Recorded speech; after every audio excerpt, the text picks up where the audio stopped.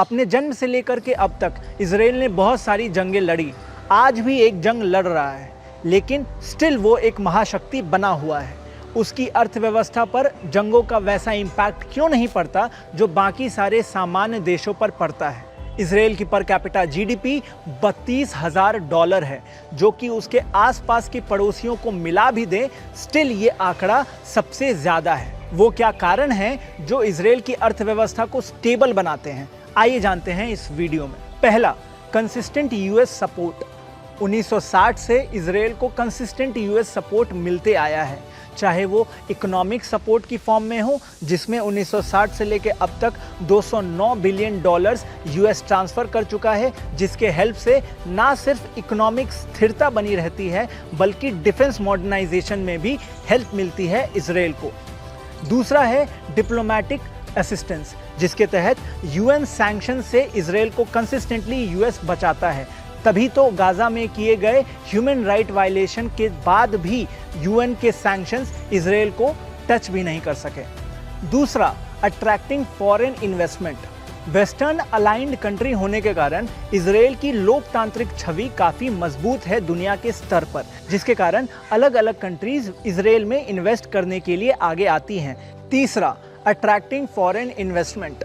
Western align country होने के कारण इजराइल की लोकतांत्रिक छवि ग्लोबल स्तर पे काफ़ी मजबूत है, जिसके कारण इजराइल एक अच्छा पार्टनर बन के उभरता है ऑलरेडी एक वोलाटाइल मिडिल ईस्ट इन्वायरमेंट में, जिसके कारण western country otherwise volatile middle east environment में इजराइल को comparatively safe and secure area मानते हैं, जहां पे वो अपना पैसा इन्वेस्ट कर सकते हैं। साथ में 1990 के दशक से Israel zero interest rate loan and tax break दे करके अलग अलग इंटरनेशनल फर्म को अपने देश में अट्रैक्ट कर रहा है और अलग अलग फर्म यहाँ पे आकर के technological centre and data centre establish कर रहे हैं, जिसके कारण गवर्नमेंट को इन सेक्टर्स में इन्वेस्ट करने की ज़रूरत नहीं पड़ रही है।